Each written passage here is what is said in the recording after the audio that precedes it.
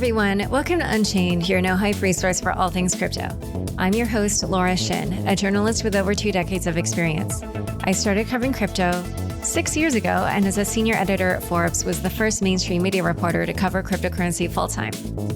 Follow Unchained on Twitter at Unchained_pod, where you can find all sorts of content ranging from my weekly newsletter to updates on my upcoming book and a whole lot more. Today's episode is a panel I moderated for Amber Group on Power Women in Crypto. The 4 speakers are executives in crypto who are happy to discuss the role of gender in the industry, what explanations are most effective for bringing in women, good hiring practices for bringing more women into the industry, and more. Panelists include Mia Deng, a partner at Dragonfly Capital, Amy Zhang, Vice President of Sales at Fireblocks, Alexis Gauba, founder at Opyn, and Annabelle Huang, partner at Amber Group. For those of you watching on video, you may notice we're all wearing white. The organizers asked us to wear white as a symbol of inclusiveness across traditional finance and crypto. No matter where you're listening, this panel was an extremely interesting discussion on a subject that many women in the industry speak about privately but not openly.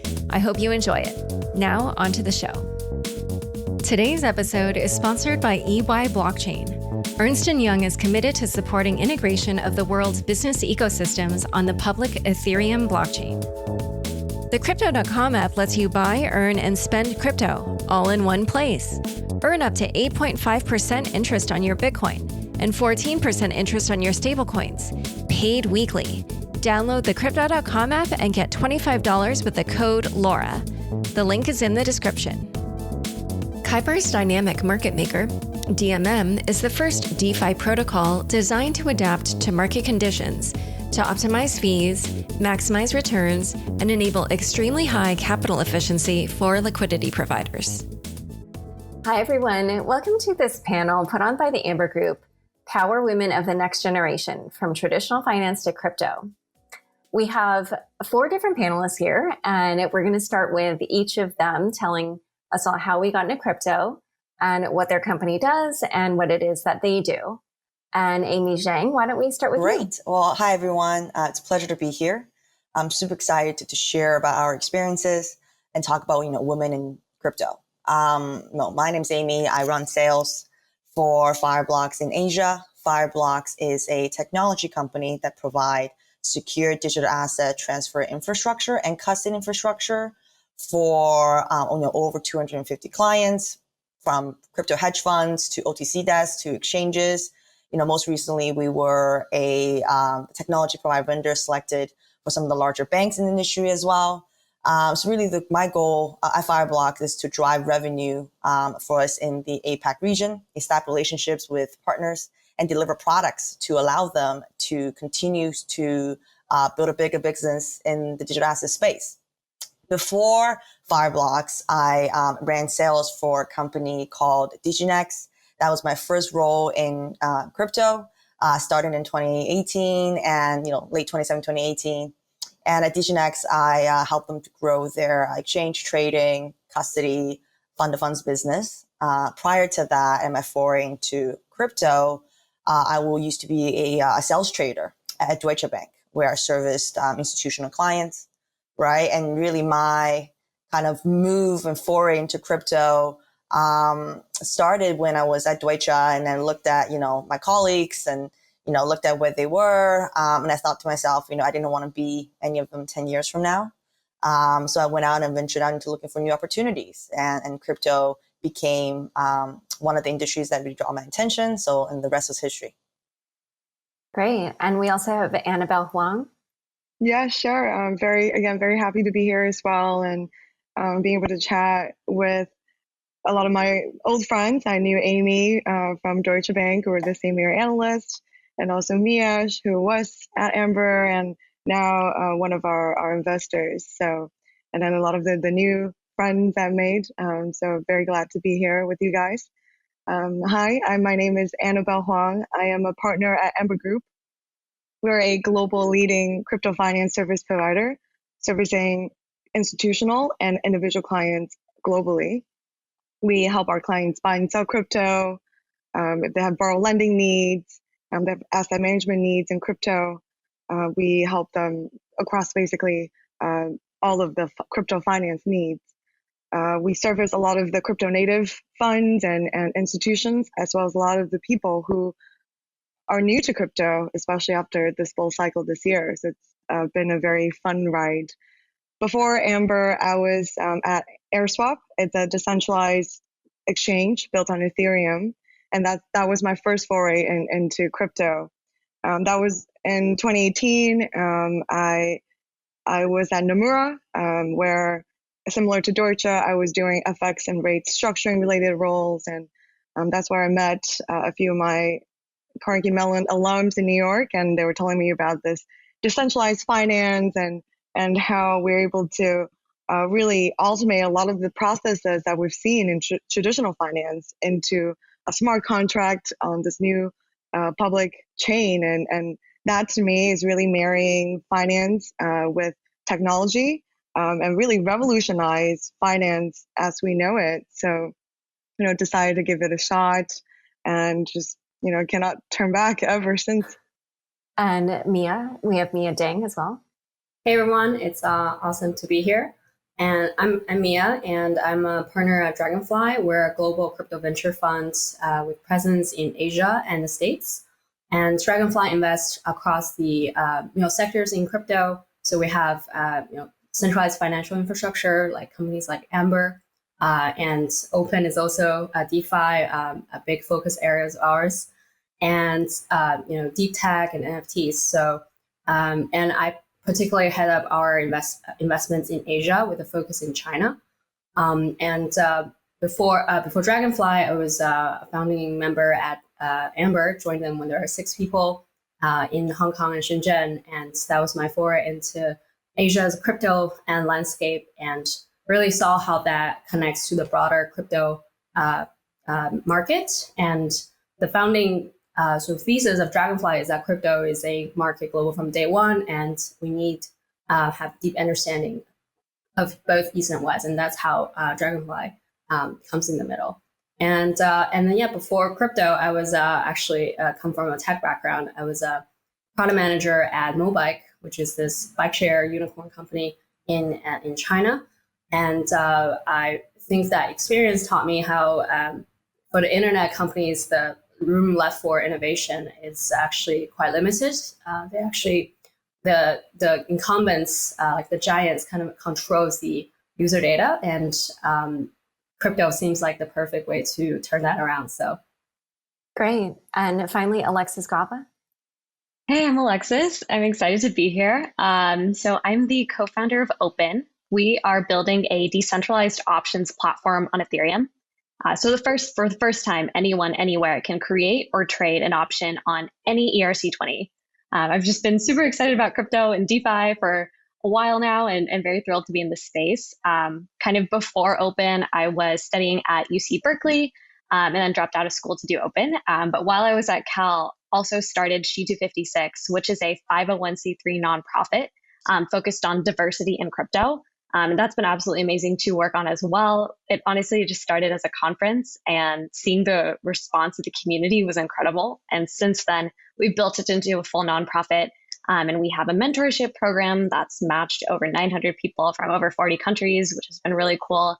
We're working on some studies to capture tangible data on diversity and inclusion in the space, and a lot more initiatives. So very excited to be here and excited about everything that's happening in the space right now. Great. So when the organizer for this reached out to me about this panel, I was excited to do it because for years now, I have been in these different chat groups and discussion rooms, Slack rooms for women in crypto. And they have a lot to say on this topic, actually. But surprisingly, if I would try to do a show on it or write an article on it or whatever, people generally wouldn't actually really want to discuss it publicly. So I was curious to know why it is that you all were willing to do so, and whether or not you thought it was a good thing to discuss it publicly, or I think in the case of a lot of these other women that declined, many of them would rather only talk about their work. Just what is your perspective on that issue? I guess I can go first here, right? I think a lot of times is when you're working in an industry that might be perhaps male dominated, you want people to really focus on your work and remove the focus on you being a woman because you want to call attention to it. You want to be treated equally, right? So as such, you really push for, valuing my work. But really, I think a lot of times you do want to talk and speak out about it because there are perhaps inequality in certain industries when it comes to being a woman in the workforce. And we have unique challenges that we want to be able to share and communicate with each other.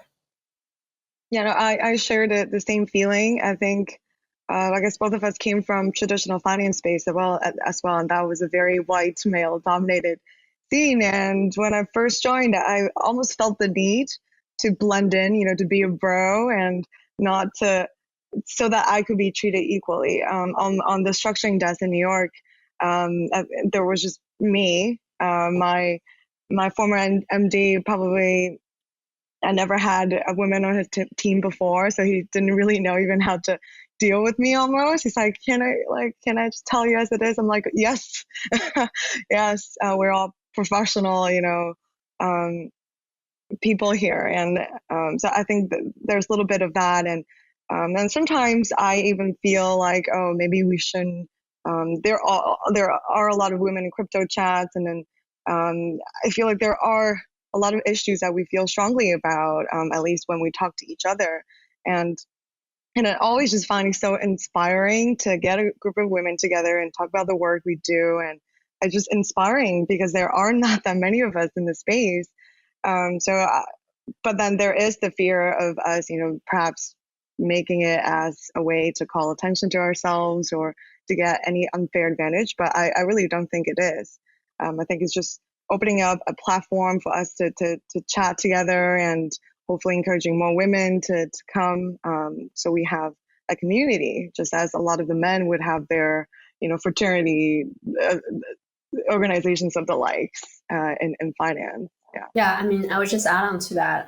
Like crypto is an intersection of tech and finance. So it's two super male dominant industries. So you get crypto, which is like even more so. I think the rationale for me is quite straightforward. It's like, I think if we hold the thesis that crypto is going to be adopted by the entire humanity and it's 50-50, split by men and women. And in the process of designing this tech and really getting a mainstream adoption, we need that representation. And I think right now that representation is heavily skewed, and I think that we carry that mission to at least to balance it out a little bit. And Alexis, as the founder of She256, do you have thoughts as well? No, absolutely. I think jumping off of what everyone already said, our goal for crypto is for it to serve the whole population. And how can we serve the whole population if the people building aren't representative of the people we are to serve? So I think it's incredibly important and, to get more people in the space. And I think it is inspiring to see that other people have done it before and that there are real struggles or real difficulties, but everyone is focused on getting through it. Everyone here is incredible at what they do and focused on their work, but at the same time is also open to having these conversations and bringing people in. And so I think that is really important. And so what would you say are the main issues when it comes to this general topic of women in crypto? Obviously one is simply the fact that there are many fewer women in crypto than there are men. It's not anywhere near gender parity. So there's that, but then maybe there are other issues. I don't, what do you guys see as kind of the main issues or main things that you would want others to know about this topic? I guess I can start. I think the fact that there are so few of us and we're underrepresented, I think gave the outside world the impression that this is a space only for men, because it is it can be very demanding, right? It's a 24/7 market. So for anyone who wants to be in this business, it is physically and mentally demanding, but it doesn't mean that the women should be discouraged to join. And I am making a point of hiring more women on my team and even just at Amber in general. But then a lot of times, even at a candidate level, you don't see lot of female applicants, and I just feel like maybe they feel dissuaded from the start. And there are a few of people, of women at Deutsche or Nomura, or even just at Carnegie Mellon, reach out to me saying that, oh, it's just so great to hear your voice even in these platforms, and making me feel like I can also be part of it. And I want all of us to be able to tell them that maybe it's not easy, just as it's not easy to do anything well, but then being a woman's certainly not a disadvantage, if not an advantage in itself, because I think crypto should be very inclusive, and then it really should represent a more diverse background when companies building products or building infrastructures or anything in the space. We need to hear both sides of the story.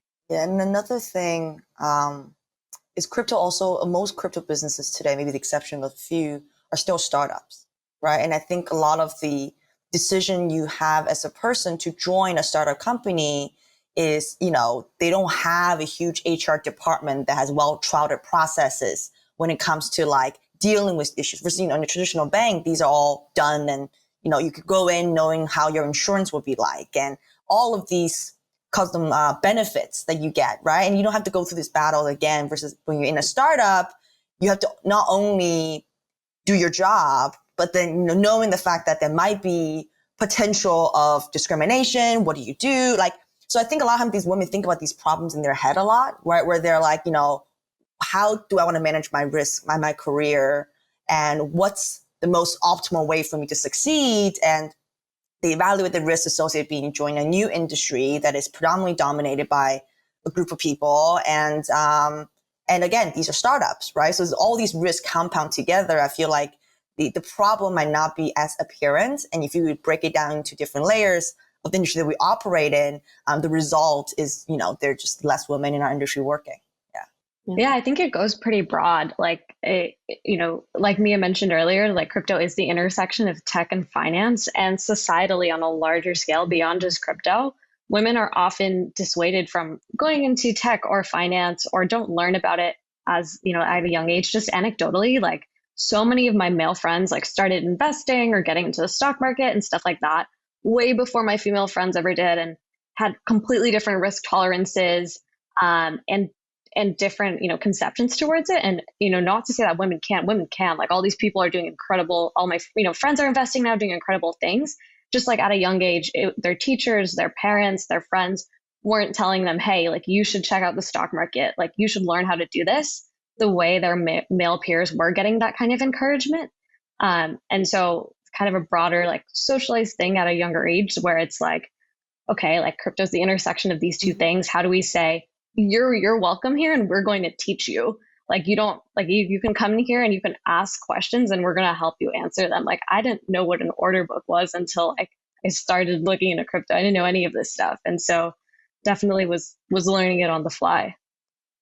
And Mia, did you want to add anything? Yeah, I think there's a really a lack of like where I would love to see change. I think like Sheet 250 is doing great things about bringing women together. And I think really when you find role models, you want to find those who you can relate with. And I think right now is very little visibility of these role models, or or just people who you can reach out who are already in the industry. And I think that's why having a very clear theme of a panel like this or a Sheet 256 is really giving like that kind of beacon, or basically for people to for more women to like reach out to. So since we did mention Sheet 256 a few times, Alexis, I did want to ask you, what did you feel were your big takeaways from that initiative about either, what the main obstacles are to bringing more diversity to crypto, or, what you think maybe are the best ways to overcome those obstacles? Absolutely. I think that's a great question. I think one insight that I'll point to that's pretty interesting, we ran a beta of our job board last year. And the majority of the postings on the job board were for the senior level positions. But a lot of the folks who were coming in from our community were either more junior or didn't have experience in crypto. And it was hard to find a match of companies that were willing to like put in the investment to train up people to get them to, whatever level versus looking for like senior talent out of the gate. And the definition of senior might be missing different perspectives or missing different things that these people bring to the table that might not be in that job description. So what we've done for, that job board beta and then now the job board that's going to be launching this year is put together a set of guidelines that companies can look to help them improve their practices and help them up with their job descriptions to bring more people in the door and see how those people can add specific value to their company. And so that's one anecdote that I'll point out that happened recently that I thought was interesting. And in terms of how people can get involved, I think one really cool thing about the emergence of like DeFi and governance is that it's really made this playing field very accessible. Like you can go in with like an anonymous identity, ask your questions, like no one even has to know who you are. You can join groups like G256 where you can connect with other people. You can start making pull requests, asking questions, contributing on forums, and people are usually very willing to answer questions, which is something that I really appreciate about this space. But I think it's always incredibly helpful to have those like-minded communities and places where you feel comfortable asking questions, even with your own identity without having to go make an anonymous account to feel comfortable. And so I just, we did discuss how a lot of other industries that relate to crypto also are known for being more male dominated. And Annabelle and Amy, since you both have that background in traditional finance, I was curious to hear your take on, how the two compare in terms of what it's like to be a woman in either of these industries, traditional finance or crypto. Is it different or is it the same, or, how are you finding it?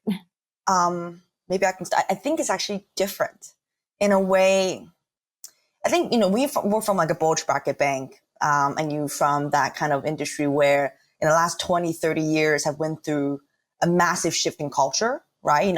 If I was a trader on Wall Street 30 years ago, I think my experience will perhaps be very different than I do now, because a lot of the issues I think you do get to see have been resolved more so, right?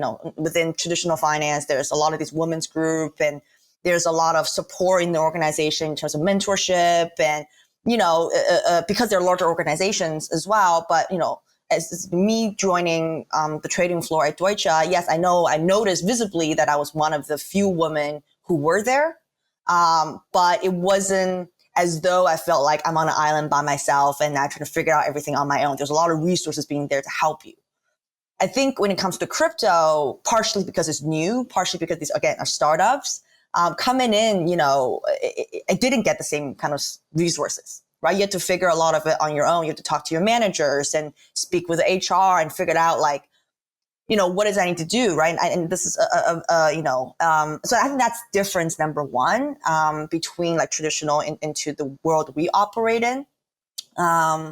And I think part two probably is also different. Again, crypto is also very tech driven, right? So I think with trading, it's mostly, there's capital markets, and I think tech culture, maybe Mia can speak to a little bit more, but like there's also a unique tech culture that we also have to operate in within as well. And I speak to a lot of times, the product managers who are women within, crypto, and they deal more similarly to what they used to deal with in the tech industry, right? Which is, how do I make sure my voice is heard? How do I get my male peers to respect me? It's actually like very interesting because the industry that we operate in, and there's both sides of the coin where I think come from like a trading seat, you feel like, oh, I need to hang with the traders and be more bro-y and be with that perspective, right? Versus I think if you look at it from a tech perspective, then it's actually very different from a culture elements as well. Yeah, I would echo what Amy just said. I think that's also because we were in, I guess I was in New York at Deutsche versus Amy was in Hong Kong. So maybe there's also slightly that cultural differences too, because, and in New York, it is very, I would say, very politically correct when it comes to a lot of the things gender related. So there are even like, they would make a point to give you a lot of the support groups, and there are a lot of like women's association that you can join. So you definitely feel like, okay, this is a topic that people talk about. And obviously with the whole Me Too movement, there's different backdrops, but then it is the gender topic, a gender issue is very top of mind for a lot of people in the US. But versus in Asia, I guess culturally it's different. The inequality level is perhaps different between genders. In Asia more so, I at least that's how I feel.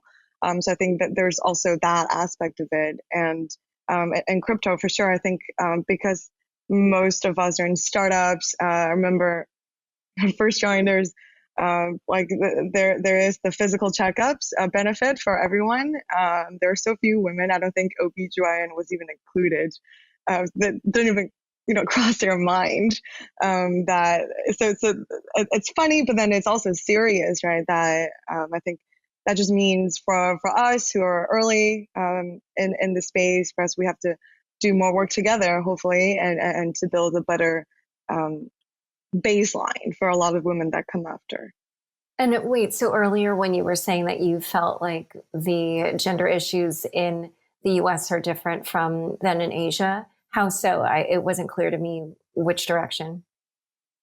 I think it's just more talked about in the US, that people understand that there is gender inequality. They accept it, acknowledge it. And then people are doing things, or at least trying harder, I feel, to address that. Versus in Asia, there's just more inherent gender inequality that's more rooted in a culture, perhaps, yeah. And it's more accepted. People don't talk about it. People kind of expect it. Like if you're a woman, like here in Asia, when I try to do business, people are saying, who are you, an assistant, or and that's their default assumption. And it's hard to climb out of that. You have to go further. You have to work much harder to prove that, no, right, I have a seat at table and perhaps deserve more so than you do. So, that's just some extra hurdles that we have to overcome.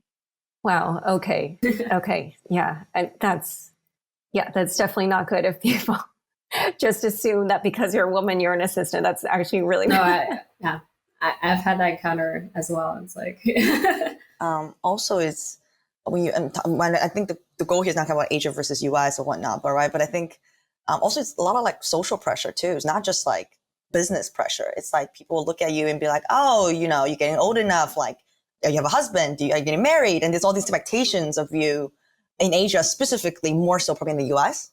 And that adds into your overall decision making, right? Like we talk about why are we having these conversations?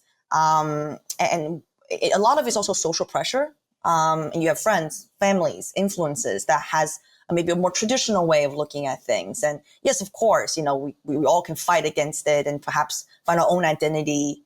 But the current is going against you, right? So you're constantly to swim upwards, and it's tough. I think that's probably why at the end of the day, you combine many different things, including the difficulties they face professionally, and then the difficulty they face, culturally, and the influence you have to deal with from your friends and families.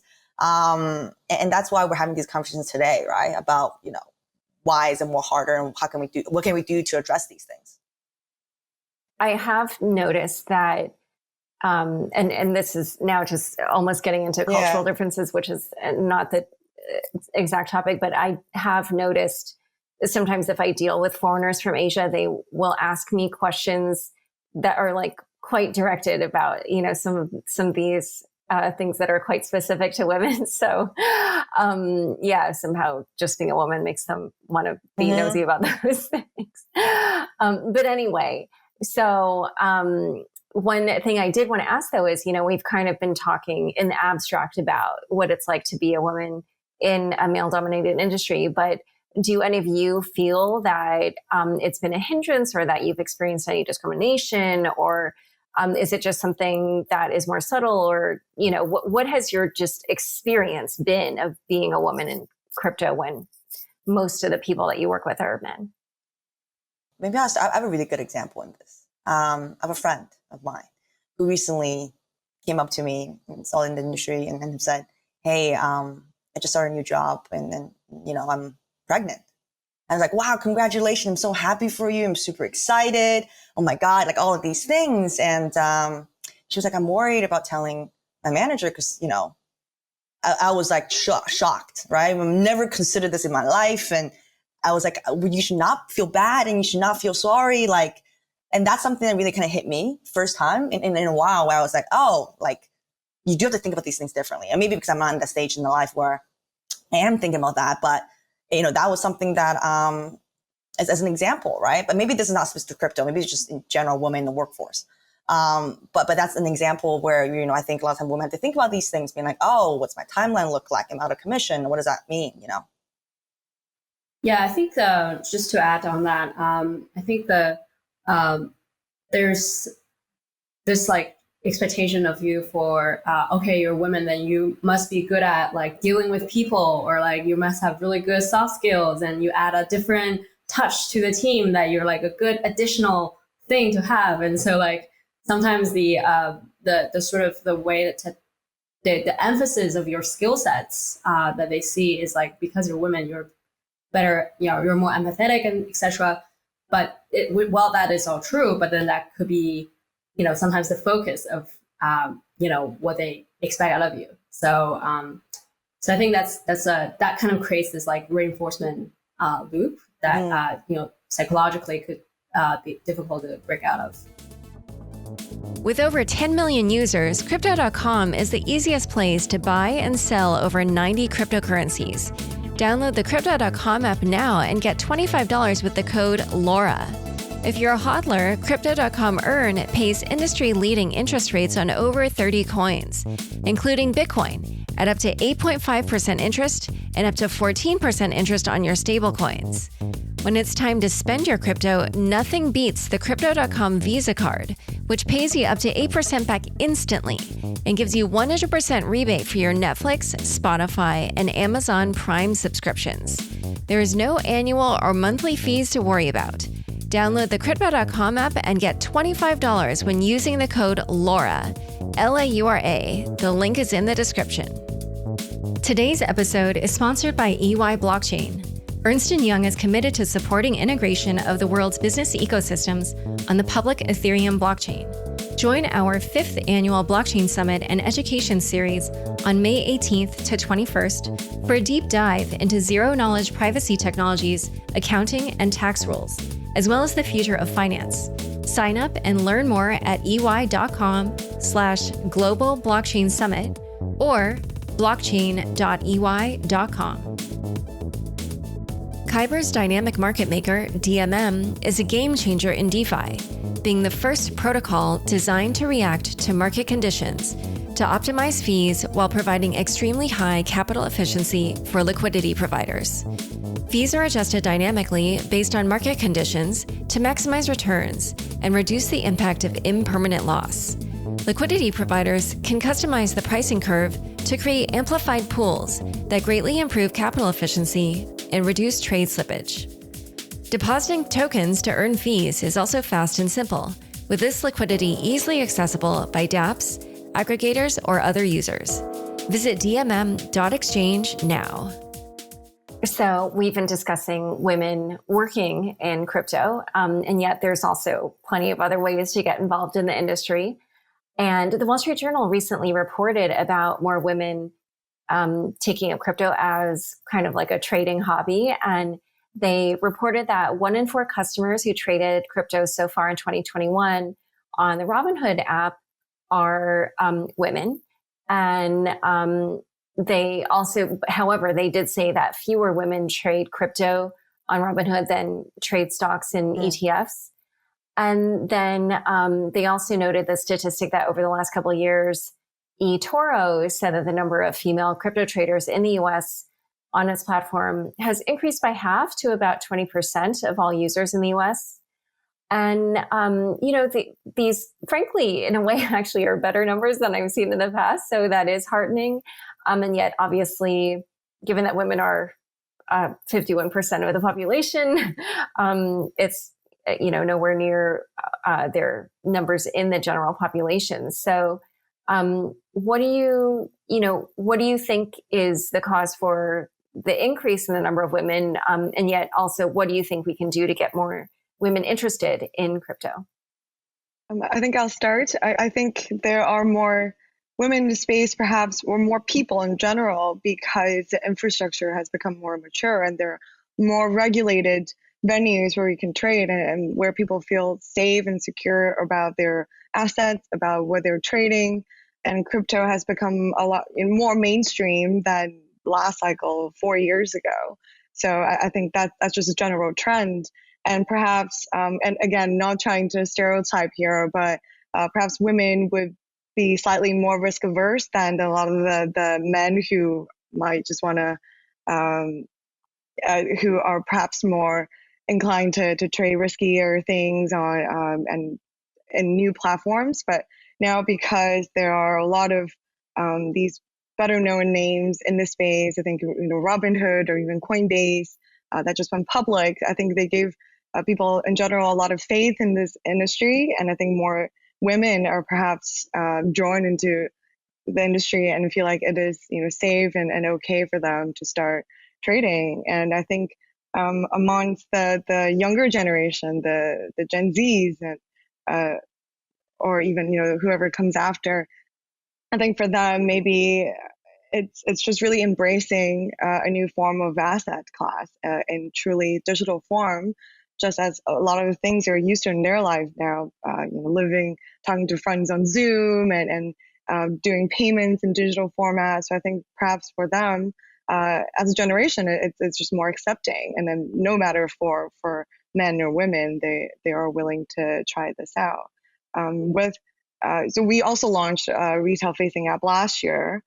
So within 6 months, we've gotten significant traction, and just looking at the data, it is quite interesting.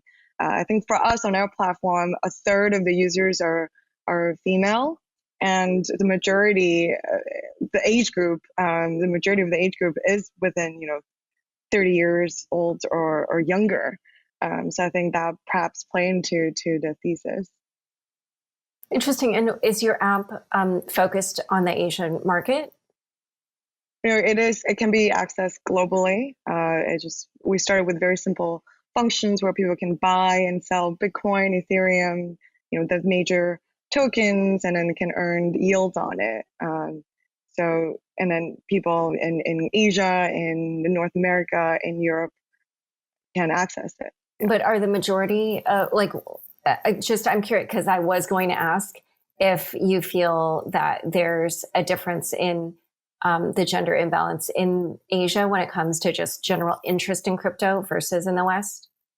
I'm not sure about gender, but I feel like, if anything, perhaps the level of participation in Asia is more so than the West. Like you look at Japan, Korea, a lot of the Asian countries, the crypto adoption level is much higher. I think in Korea, people traded more crypto in volume than in Korean stock market.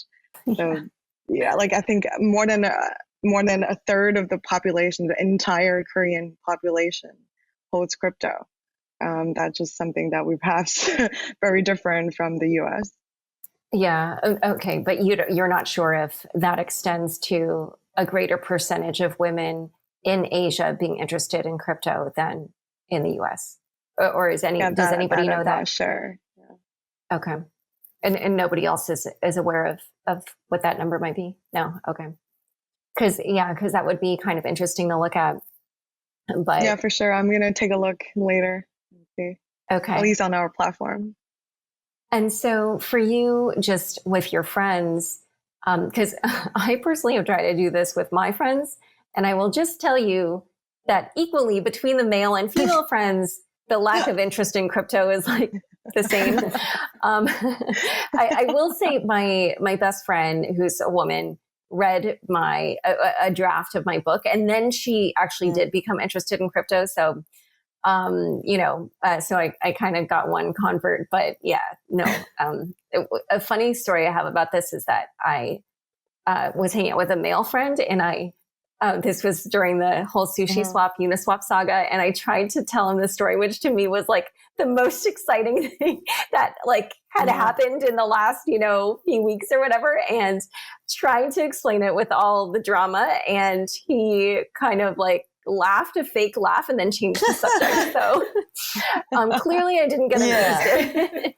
But anyway, so for you, when you are talking to your non-crypto friends, whether it's men or women, but we're mostly talking about women. So I was just curious, do you find that there are any certain explanations or pitches or descriptions that work better with your female friends to get them excited or interested? Or do you find that there are maybe certain themes or topics that they gravitate more toward, like decentralization or a new financial system or control over your data or, something else? What have you found to be an effective way to get women interested?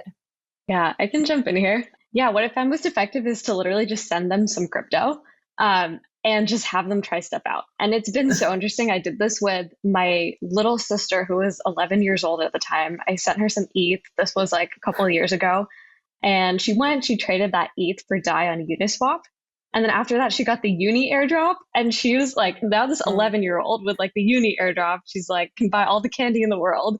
And so then she's going and telling all her friends like, oh my God, I traded on this decentralized exchange and I got like this token for it. And now all her friends are like downloading MetaMask. And so just the act of like sending someone a little bit of crypto and them feeling the magic themselves and then encouraging their friends and their circles is what has absolutely worked best for me. Wow, I love that story. I have a lot of art friends, and a lot of them are actually girls. And I think recently with NFTs, that's the major thing that they're like, okay, no, I don't know, Mia, what do you do all day? What's this crypto thing? I don't care. And now it's like, oh, suddenly there's a new medium of creation, of creating new form of art. And it's like super, they're like, wow, like, tell me how I can make art out of this. And, all of them are like VR artists, AR artists, and it's super cool to see that. And actually recently we launched a new NFT platform called the TR Lab, and also with some of the really awesome female collectors. So we have Cindy Cohen from she's the deputy chairwoman of Christie's, and also Wendy Murdoch from Artsy, and Shanghai Rockman Museum and Shanghai Arts 021, which I'm also very excited to create with these ladies. And also, I think it also depends on age group, right? I think a lot of my friends in my media circles are getting to this point in their career where they're making like a lot of meaningfully more so than what they were when they were like much, much younger, right? And they're thinking like, how do I manage my wealth? Like, what do I put my money in? So the conversation has changed. I think a lot of it about, back then it's like, how do I pay my student loan? And what do I do about taxes, right? Now it's more about like, okay, well, I have more disposable income. How can I invest? And like, what are the ways I can take control over my finance? And I think a lot of my female friends are taking more an active role in this because they know like financial independence is super important for them. And they're more interested in learning about, Amy, what is Bitcoin thing that, you talk about all day long, right? And they're like, what does that mean? So they're more interested from that perspective. But I think in terms of the medium of like distribution, I definitely like notice that, if you're sending crypto to your friends, it's the easiest way. If they can download a mobile app on a wall on their phone, like they don't have to go through the tedious process of onboarding perhaps. And, they are much more interested very early. And then you explain, the risk and the processes and things like that. So I feel like for those, that's worked out well from just like a fundamental investment perspective.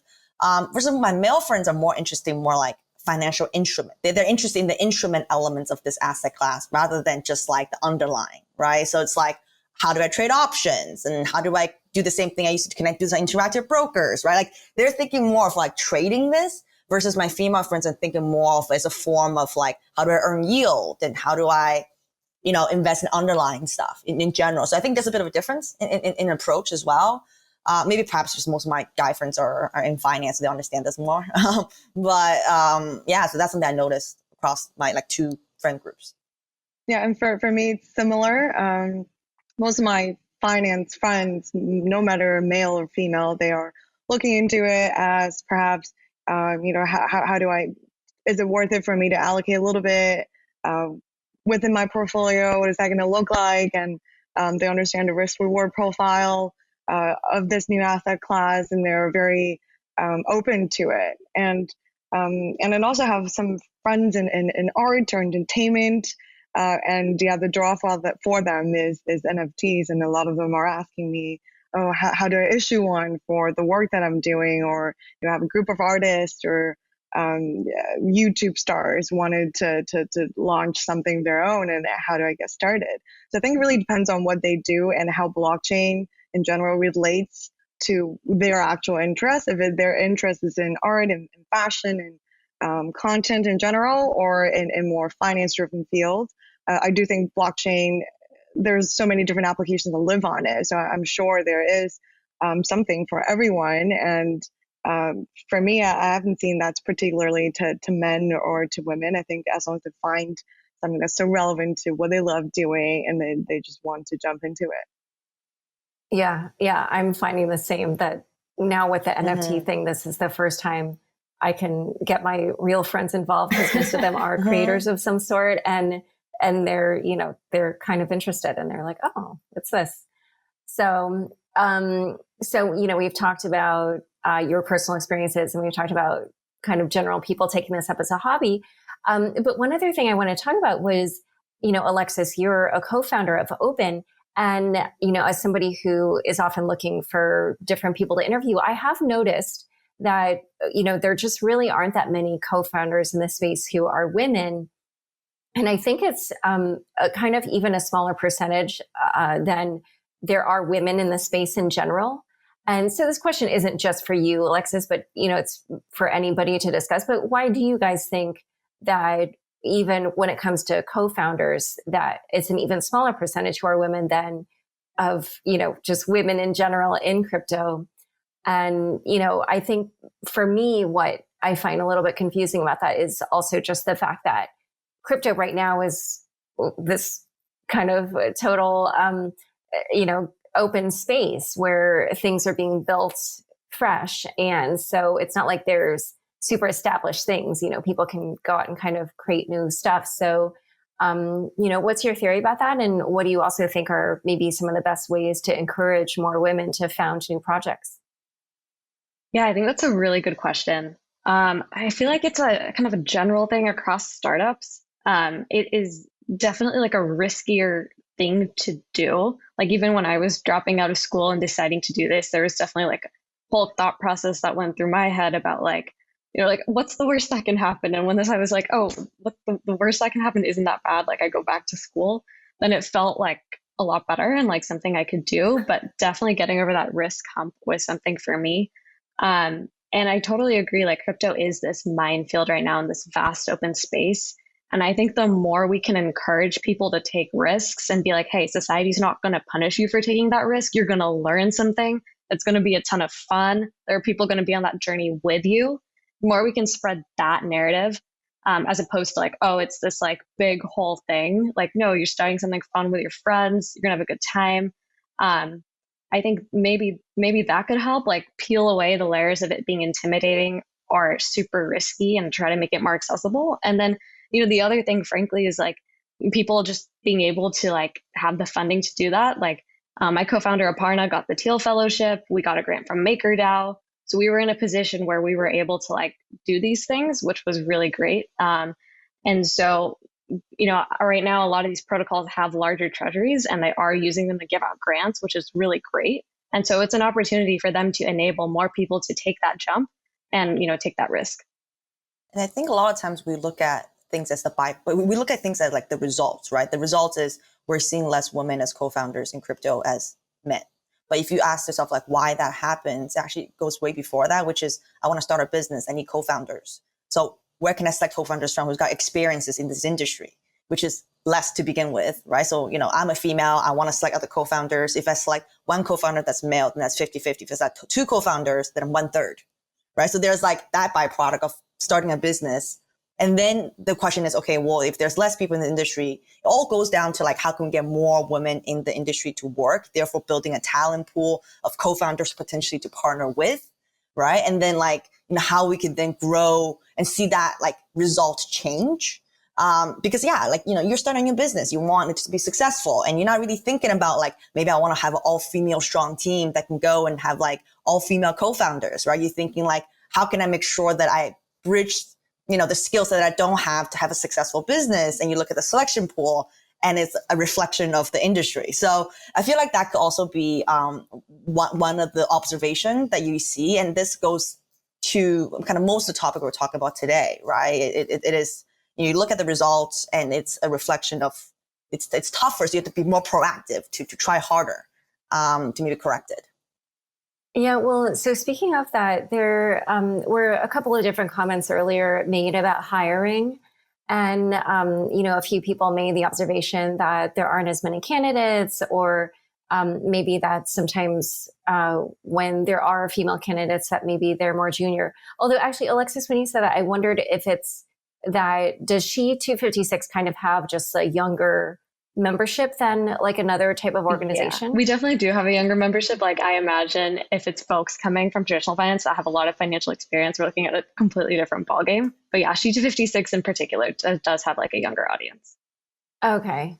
Yeah. Well, but regardless, just when it comes to hiring, what do you guys think would be some good practices to help bring more women in, or to have more, strong female candidates for any position that you might be hiring for? So I've thought about this a little bit more before. I think as a hiring manager, you have to be more patient and really understand that maybe the candidate on paper in front of you may not have been exposed to the same opportunities as their peers, right? So therefore, if you look at things like tenure, how long they've worked in a certain industry, what job title they had previously, or like what experience they've been given, like on paper, it might seem like, oh, this candidate is better, right?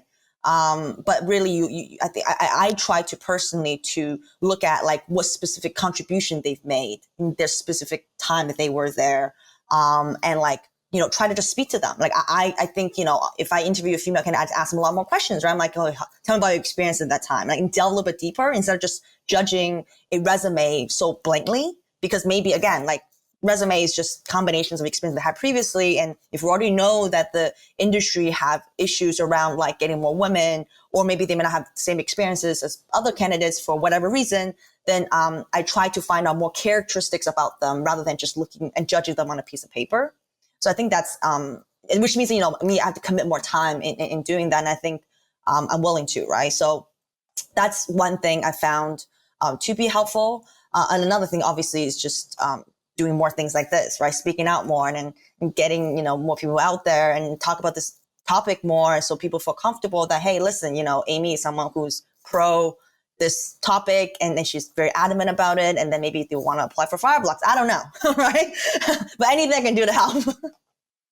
I've spoken to Amy on this subject before, I guess multiple times, as we're, just chatting about our struggles in hiring in general. And for me, it is, I think a lot of female candidates, they feel better, more assured when they see more women on the team, or even like a female leader of the team. I think that gives them some confidence, I suppose. And so I think that start with having a more diverse team to begin with, right? If you have an all-male team and an all-male company, then you're saying, hey, we care about women's issue a lot, then that kind of would seem a bit strange. But if you already have a very balanced and diverse team, then they will feel more inclined to join in the first place. And then also just, I think it is on us to really be their mentor, and then making a point to tell them that you will have the support and the mentorship you're looking for,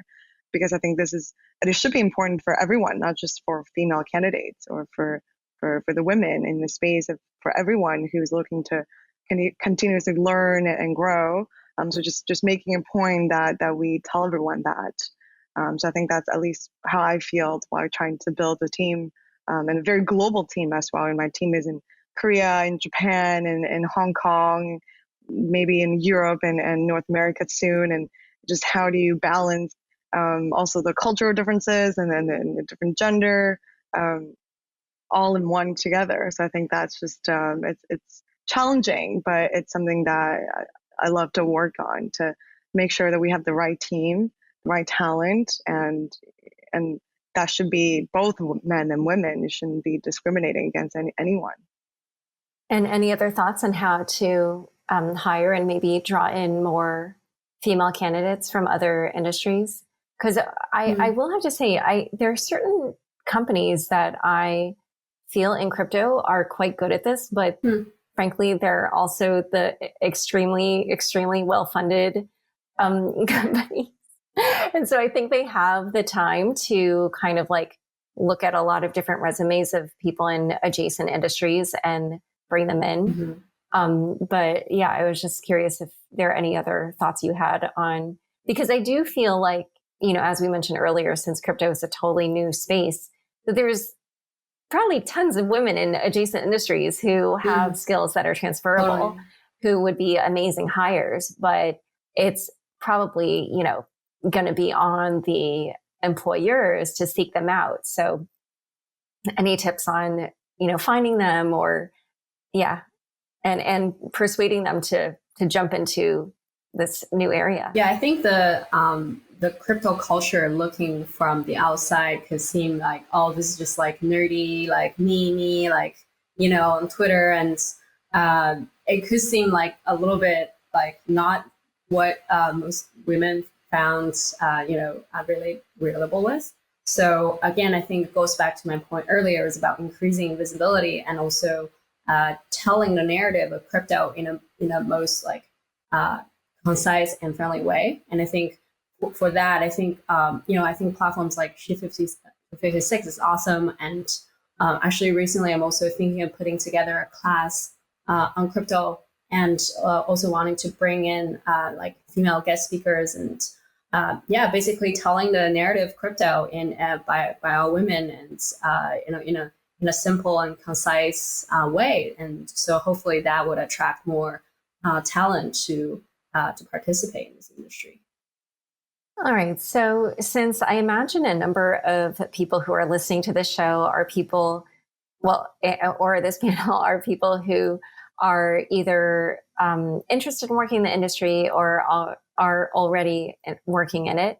And so what is your advice for women in the crypto industry to find their footing and make their way up? This is a really good question.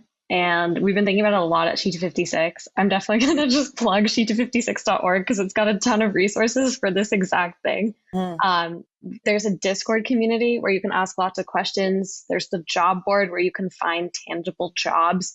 There's a beginner's guide, which goes through like step-by-step really good resources to start with.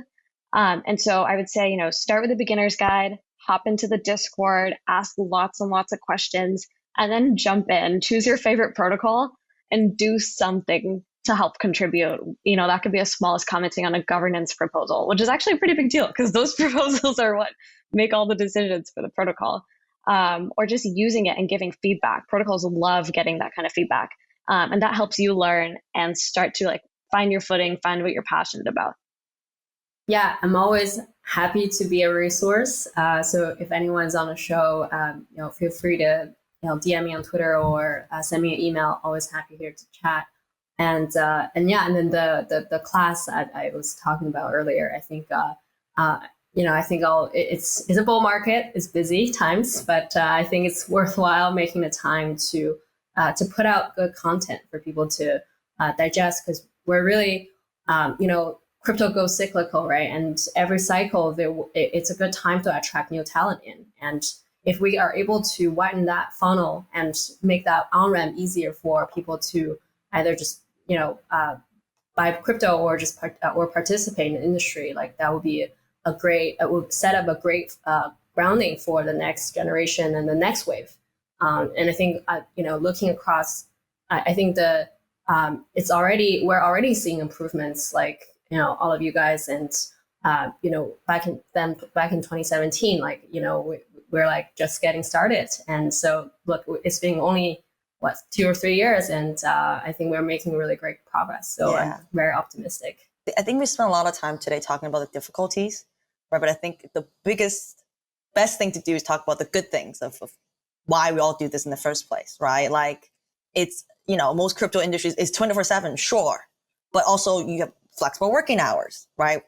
You meet great people who are, risk takers and really are like the best in their field and come out and have interesting ideas. Like your job will not bore you. It's the fundamental thing I try to tell people all the time, right? It's like, it's an exciting industry that is growing. You're on the forefront of like innovation, technology, you're disrupting all these great things. Yes, of course it'll be challenging, right? And there's things we can do to help. But fundamentally, I think if the message I hope everyone could receive is, the risk is worth it, right? In the end of the day, you go home, you go to sleep at night, you feel like, I feel proud about the work I do. I'm happy with what I'm contributing. I've met great friends. And this is the thing about crypto that is so different than traditional markets. Like my clients, my competitors, my peers are like my actual friends. We just fundamentally understand each other on the same level. Versus, in traditional markets, like, I would never go hang out with my competitors the same way I do now, right? So I think that's really great. And it's, and that's probably the most exciting thing also about what we do. So, if there's resources out there to support you, but, fundamentally, I think if there's one thing to focus on is just no matter the risk, in the end of the day, if you take the plunge, you start, people will help you. And it's always easier than you think to get through this. So, yeah, no, exactly. Very well said, Amy. And I think for anyone to succeed in this field is somebody who really believes in it. And I think for people who actually enjoy it, right? It is, it could be challenging, it could be demanding, but we're all in it. And, I wake up every day loving the space because there's so many things happening, so many new things. I always say there's never a dull day in crypto. Things will happen and there's so much innovation coming out of the space. And I am in a field with the brightest minds. And I just feel so lucky. And I hope more people will feel that way. And for the women out there who are thinking about this, like Amy said, right? It's perhaps not as risky or crazy as you think it is. And we're all here to be your resources. And I hope we do more of this to get a much bigger community, and to just make a stance to say that we are here, we're your resource for anyone else who wants to join us. I think that's an important message. But at the end of the day, really just, if you aren't just in the space, then you should give it a shot. I mean, the worst case is not so bad. Great. Yeah. And earlier when Amy said, you will not be bored, I second that. You will not be bored. It's definitely my favorite thing about crypto. That's why I can't imagine covering anything else ever again, because I just am enthralled pretty much every day and I love it. So our video cut out right as I was about to wrap up. So I just want to thank the panelists again for discussing a topic that many others are not willing to discuss publicly, and also for their great ideas and getting more women interested in crypto and bringing them into the industry. To learn more about Amy and Fireblocks, Annabelle and Amber Group, Mia and Dragonfly, Alexis and Opyn, check out the show notes for this episode. Unchained is produced by me, Laura Shin, with help from Anthony Yoon, Daniel Ness, and Mark Murdoch. Thanks for listening.